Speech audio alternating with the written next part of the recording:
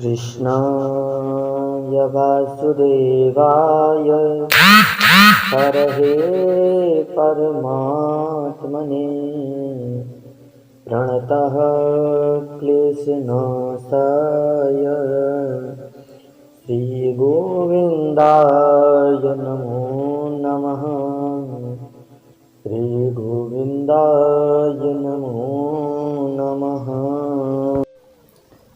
हमें अपने परमपिता परमेश्वर से बारंबार यह विनती करनी चाहिए कि हे प्रभु, हमारे जीवन में जितने भी कष्ट हैं, जितने भी दुख हैं, वह नष्ट तो नहीं हो सकते, परंतु आप उन्हें कम कर सकते हो, क्योंकि नष्ट तो आजकल आज किसी के भी नहीं हुए। हमसे भी बड़े भक्त भगवान के परम प्रिय मित्र श्री सुदामा जी हुए। भगवान ने उनके भी दुखों को दूर नहीं किया, क्योंकि जो प्रारब्ध में होता है वह अवश्य मिलना होता है। जो हमारे प्रारब्ध में लिखा होगा वह हमें अवश्य मिलेगा, परंतु वह कम हो सकता है, ज़्यादा नहीं तो कम हो सकता है, परंतु मिलता जरूर है। जैसा हम कर्म करते हैं उसी के अनुसार हमें फल की प्राप्ति होती है। जैसे हम खेती करते हैं, अगर खेती में गेहूँ डालेंगे तो हमें गेहूँ ही काटने पड़ेंगे, ना कि हम बाजरा काटें। जैसा बोते हैं वैसा ही काटना पड़ता है, जैसा ही कर्म करेंगे वैसा ही भोगना पड़ता है।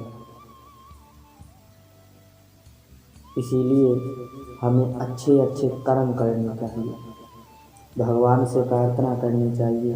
केवल एक ही भगवान ही है और कोई संसार में नहीं है जो हमको दुखों से दूर कर दे, हमें कष्टों से निवारण दिला दे। मनुष्य चाहे कितना भी प्रयत्न कर ले, परंतु दूसरे को सुखी नहीं कर सकता, ना दूसरे को दुखी कर सकता है। ये तो सब हमारे कर्मों का खेल है। जैसा हम कर्म करते हैं उसी के अनुसार हमें फल की प्राप्ति होती है।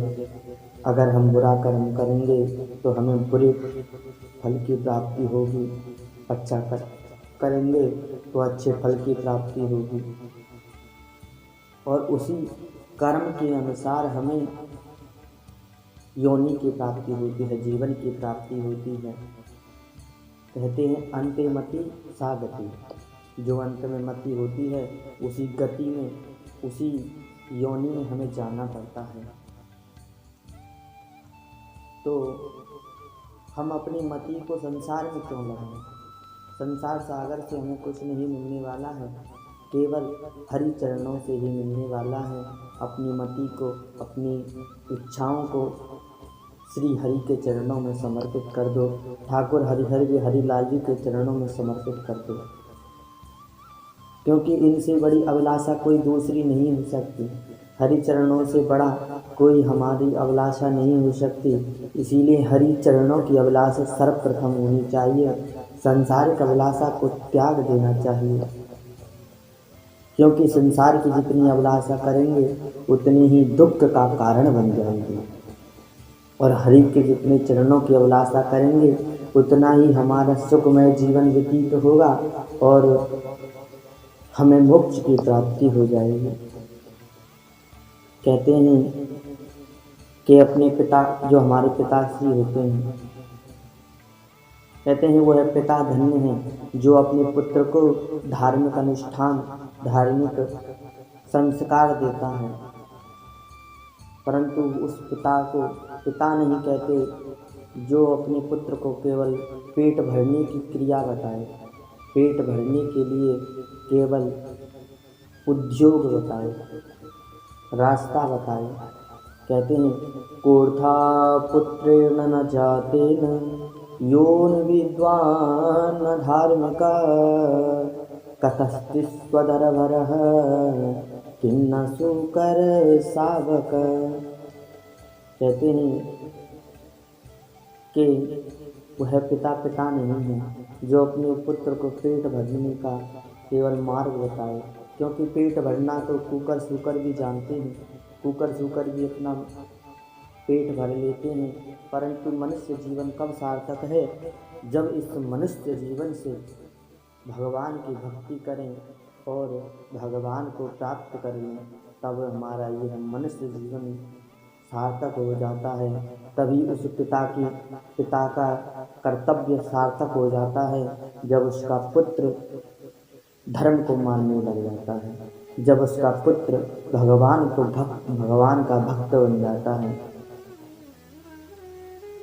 महाराज